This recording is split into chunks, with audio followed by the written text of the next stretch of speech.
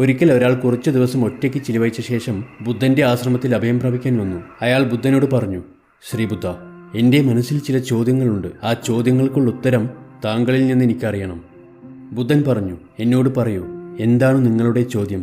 ആ മനുഷ്യൻ വളരെ സങ്കടത്തോടെ പറഞ്ഞു, എൻ്റെ ജീവിതത്തിൽ ഞാൻ ഒട്ടും സന്തോഷവാനല്ല. ഞാൻ എപ്പോഴും വളരെ ദുഃഖിതനാണ്. ജീവിതത്തിൽ സന്തോഷമില്ല. എന്തുകൊണ്ടാണ് എനിക്കിത് സംഭവിക്കുന്നതെന്ന് അറിയാൻ ഞാൻ ആഗ്രഹിക്കുന്നു. ആദ്യം നിങ്ങളുടെ ദുഃഖത്തിൻ്റെ കാരണം എന്നോട് പറയൂ. നിങ്ങളുടെ ദുഃഖത്തിൻ്റെയും ഉത്കണ്ഠയുടെയും കൃത്യമായ കാരണങ്ങൾ എന്തൊക്കെയാണ്? ആ മനുഷ്യൻ ബുദ്ധൻ്റെ വാക്കുകളെക്കുറിച്ച് അല്പനേരം ചിന്തിച്ചു. ഇതെന്തൊരു ചോദ്യമാണ്? ഞാൻ താങ്കളോട് ചോദിക്കുന്നു, എന്നാൽ അതിന് ഉത്തരം പറയാതെ താങ്കൾ എന്നോട് വീണ്ടും ചോദിക്കുകയാണോ?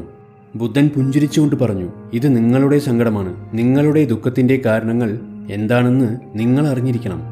ശ്രീ ബുദ്ധ, താങ്കൾ ഒരു പ്രവാചകനാണ്. താങ്കൾക്ക് മനസ്സ് വായിക്കാൻ അറിയാം. താങ്കൾ എല്ലാം അറിഞ്ഞിരിക്കണം. ബുദ്ധൻ മൃദുവായി പുഞ്ചിരിച്ചുകൊണ്ട് പറഞ്ഞു, ഇത് നിങ്ങളുടെ തെറ്റാണ്. നിങ്ങളുടെ ദുഃഖത്തിൽ നിന്ന് മറ്റൊരാൾ നിങ്ങളെ മോചിപ്പിക്കുമെന്ന് നിങ്ങൾ കരുതുന്നു. പക്ഷേ അതൊരിക്കലും സംഭവിക്കുന്നില്ല. നിങ്ങളുടെ പ്രശ്നം പരിഹരിക്കാൻ നിങ്ങൾക്ക് മാത്രമേ കഴിയൂ. ഞാനും നിങ്ങളെപ്പോലെയാണ്.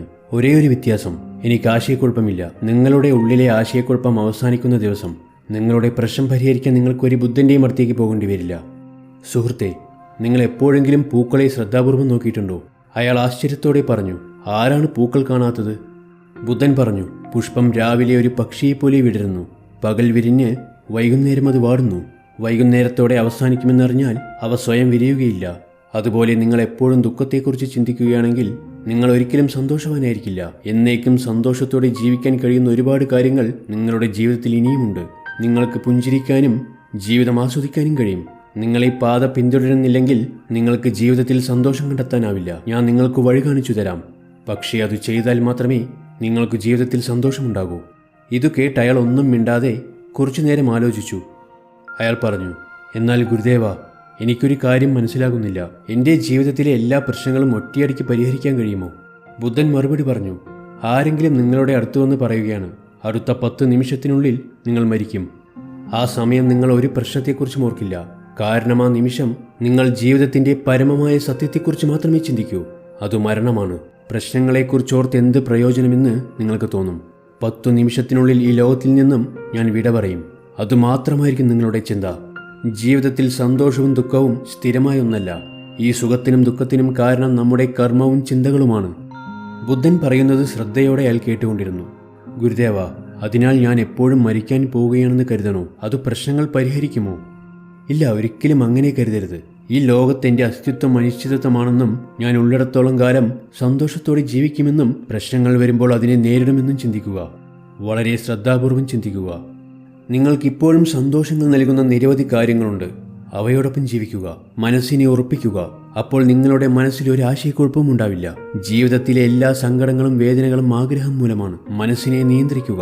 മനസ്സിനെ ഒരു കുഞ്ഞിനെ പോലെ ലളിതമാക്കാൻ കഴിഞ്ഞാൽ ശാശ്വതമായ സന്തോഷം ലഭിക്കും. എനിക്ക് എങ്ങനെ എൻ്റെ മനസ്സിനെ നിയന്ത്രിക്കാനാകും? സന്തോഷവും ദുഃഖവും തമ്മിലുള്ള വ്യത്യാസം നാം അറിയണം. നാം മനസ്സിലാക്കണം എന്താണ് സന്തോഷം, എന്താണ് സങ്കടം. അത്യധികമായ സന്തോഷത്തിൽ സന്തോഷിക്കാതെയും അത്യധികമായ ദുഃഖത്തിൽ ദുഃഖിക്കാതെയും മനസ്സിനെ നിയന്ത്രിക്കണം. മധ്യസ്ഥാനത്ത് നാം ഉറച്ചു നിൽക്കണം. ജീവിതത്തിൽ നമ്മൾ മനസ്സിലാക്കണം നമ്മുടെ സങ്കടങ്ങൾ എന്തൊക്കെയാണ്, ആ സങ്കടങ്ങളുടെ കാരണങ്ങൾ എന്തൊക്കെയാണ്. അവസാനം എല്ലാ ദുഃഖങ്ങൾക്കും കാരണം നാം തന്നെയാണെന്നും മനസ്സു നമ്മളെ നിയന്ത്രിക്കുന്നു എന്നുമുള്ള നിഗമനത്തിൽ എത്തിച്ചേരും. അതുകൊണ്ട് മനസ്സിനെ നമുക്ക് നിയന്ത്രിക്കാൻ കഴിഞ്ഞാൽ ദുഃഖം അവസാനിക്കും. ബുദ്ധൻ ആ വ്യക്തിയോട് പറഞ്ഞു, നിങ്ങൾക്ക് മറ്റൊരു ചെറിയ കാര്യം ചെയ്യാൻ കഴിയുമെങ്കിൽ നിങ്ങളുടെ ജീവിതത്തിലെ സങ്കടം എന്നേക്കുമായി ഇല്ലാതാകുന്നത് നിങ്ങൾ കാണും. അയാൾ അത്യുത്സാഹത്തോടെ പറഞ്ഞു, പറഞ്ഞാലും ഗുരുദേവ, ഞാൻ എന്തു ചെയ്യണം? അടുത്ത 2 ദിവസത്തേക്ക് താങ്കൾ ആരോടും സംസാരിക്കരുത്. താങ്കൾ ഒറ്റയ്ക്കൊരു സ്ഥലത്തിരുന്ന് ഒരു കടലാസിൽ സങ്കടങ്ങളെക്കുറിച്ചും അതിൻ്റെ കാരണങ്ങളെക്കുറിച്ചും എഴുതുക. താങ്കളുടെ ജീവിതത്തിൽ ഇപ്പോഴും സന്തോഷങ്ങളുണ്ട്. അതിനുള്ള കാരണങ്ങൾ എന്തൊക്കെയാണെന്ന് മറ്റൊരു കടലാസിൽ എഴുതുക. തിരക്ക് കൂട്ടരുത്. താങ്കൾക്ക് ധാരാളം സമയമുണ്ട്. പോയി നന്നായി ചിന്തിക്കുക. ആ മനുഷ്യൻ ബുദ്ധനെ വണങ്ങി ആശ്രമത്തിൻ്റെ ആളൊഴിഞ്ഞ കോണിലേക്ക് പോയി. 2 ദിവസത്തിന് ശേഷം അയാൾ ഒരുപാട് കടലാസുകളുമായി ബുദ്ധൻ്റെ അടുത്തേക്ക് വന്നു. ബുദ്ധൻ പറഞ്ഞു, ആദ്യം നിങ്ങളുടെ ദുഃഖത്തിൻ്റെ കാരണങ്ങൾ കേൾക്കട്ടെ. അയാൾ വായിക്കാൻ തുടങ്ങി. എൻ്റെ കുടുംബത്തിലെ എല്ലാവരും സമ്പന്നരാണ്. പക്ഷേ ഞാൻ ദരിദ്രനും കടക്കാരനുമാണ്. അതിനാൽ മറ്റുള്ളവരുമായി ഞാൻ എപ്പോഴും എന്നെ താരതമ്യം ചെയ്യുന്നു. എൻ്റെ അയൽക്കാർ ധാരാളം പണം ലാഭിച്ചു, പക്ഷേ എനിക്കു കഴിഞ്ഞില്ല.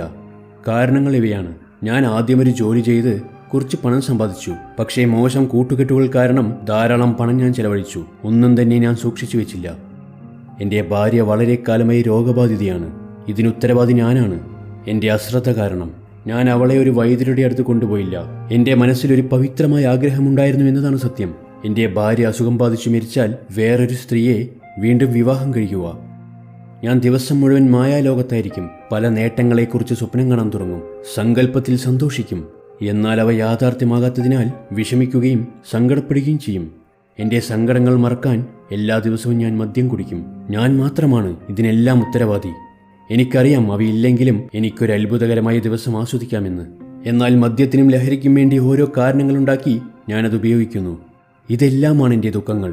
എല്ലാ ദുഃഖങ്ങളുടെയും മൂലകാരണം എൻ്റെ പ്രവർത്തനങ്ങളും ചിന്തകളുമാണ്.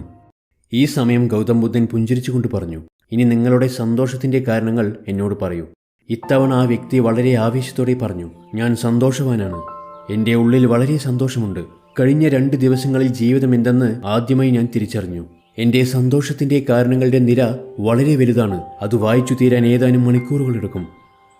താങ്കൾക്ക് മാത്രമല്ല, നമുക്കെല്ലാവർക്കും അങ്ങനെയാണ്. ദുഃഖത്തിൻ്റെ കാരണങ്ങളെക്കുറിച്ച് ചിന്തിച്ച് ജീവിതത്തിലെ വിലപ്പെട്ട സമയം പാഴാക്കുന്നത് നാം മാത്രമാണ്. വാസ്തവത്തിൽ നമ്മുടെ ജീവിതം സന്തോഷത്തിൻ്റെയും സമാധാനത്തിൻ്റെയും ഒരു കലവറയാണ്. ശരി, താങ്കൾ അതിലെ കുറച്ചു കാര്യങ്ങൾ വായിച്ചാലും. ആ മനുഷ്യൻ വളരെ സന്തോഷത്തോടെ വായിക്കാൻ തുടങ്ങി. ഞാനിപ്പോൾ ഈ ലോകത്ത് ജീവിക്കുന്നു എന്നതാണ് ആദ്യത്തെ സന്തോഷം. ഞാൻ ആരോഗ്യവാനും ശക്തനുമാണ്. ഈ ലോകത്തിലെ ഭാഗ്യവാന്മാരെ പോലെ എനിക്കും മാതാപിതാക്കളും ഭാര്യയും കുട്ടികളുമുണ്ട്. എൻ്റെ മാതാപിതാക്കളുടെ വാത്സല്യം, സുന്ദരിയായ എൻ്റെ ഭാര്യയുടെ സ്നേഹം, എൻ്റെ കുട്ടികളുടെ നിഷ്കളങ്കമായ ചിരി, ഒരു പിതാവായതിൻ്റെ സന്തോഷം എന്നിങ്ങനെ ഏറ്റവും വിശാലമായ സമ്പത്ത് എനിക്കുണ്ട്. എനിക്ക് ജോലി ചെയ്യാൻ കഴിയും. ഏത് ജോലിയും ചെയ്തുകൊണ്ട് എനിക്കെൻ്റെ വരുമാനം മെച്ചപ്പെടുത്താം. എൻ്റെ കുടുംബാംഗങ്ങളുടെ ആവശ്യങ്ങൾ എനിക്ക് സന്തോഷത്തോടെ നിറവേറ്റാൻ കഴിയും. അങ്ങയുടെ കൃപയാൽ എന്നിൽ ജനിച്ച മനുഷ്യത്വമായി എൻ്റെ അയൽക്കാരോടും സഹോദരങ്ങളോടും എന്നെ താരതമ്യം ചെയ്യാതെ എനിക്ക് കഴിയുന്നത്ര സന്തോഷകരമായ കുടുംബം കെട്ടിപ്പടുക്കാൻ കഴിയുമെന്നതിൽ ഞാൻ സന്തോഷവാനാണ്. എനിക്കെൻ്റെ ദുശീലങ്ങൾ ഉപേക്ഷിച്ച് ശാശ്വതമായ സമാധാനത്തിലും വളരെ സന്തോഷത്തിലും ജീവിക്കാൻ കഴിയും. ഞാൻ ഈ ഭൂമിയിൽ താൽക്കാലികമായി ഇരിക്കുന്നിടത്തോളം ജീവിതത്തിൻ്റെ സത്യത്തെ അറിയുകയും ശാശ്വതമായ മനസ്സോടെ എന്നെ അറിയുകയും മറ്റുള്ളവരെയും ശാശ്വതമായ ആനന്ദത്തിൽ നിർത്തുകയും ചെയ്യും. ഗുരുദേവ, അങ്ങയുടെ കൃപയാൽ ഞാൻ സന്തോഷവാനാണ്. ഞാൻ എൻ്റെ സ്ഥാനം കണ്ടെത്തി. ഒരുപാട് നന്ദി. ബുദ്ധൻ പറഞ്ഞു, വീട്ടിലേക്ക് മടങ്ങുക. താങ്കളുടെ കുടുംബം താങ്കളെ കാത്തിരിക്കുകയായിരിക്കും. ഇപ്പോൾ താങ്കൾ പുനർജനിച്ചിരിക്കുന്നു. ജീവിതത്തെക്കുറിച്ച് മനസ്സിൽ ചെറിയ ആശയക്കുഴപ്പമുണ്ടായാൽ സ്വയം പറയുക, ജീവിതം വളരെ ചെറുതാണ്. സങ്കടങ്ങളുടെ അടിമയാകാനല്ല ഞാൻ ഈ ഭൂമിയിൽ വന്നത്. ദുഃഖത്തിൻ്റെ കാരണം ശ്രദ്ധാപൂർവം കണ്ടെത്തി ഉടൻ നശിപ്പിക്കുക. സുഹൃത്തുക്കളെ, നിങ്ങളുടെ ജീവിതത്തിലെ നിലവിലെ സന്തോഷങ്ങൾ എന്തൊക്കെയാണ്, അല്ലെങ്കിൽ എന്താണ് നിങ്ങൾക്ക് സന്തോഷമുണ്ടാക്കുക എന്ന് കമൻറ്റ് ചെയ്യുക. പ്രതിസന്ധികൾക്കിടയിലും മുഖത്ത് പുഞ്ചിരി തുകട്ടെന്ന് ആശംസിക്കുന്നു.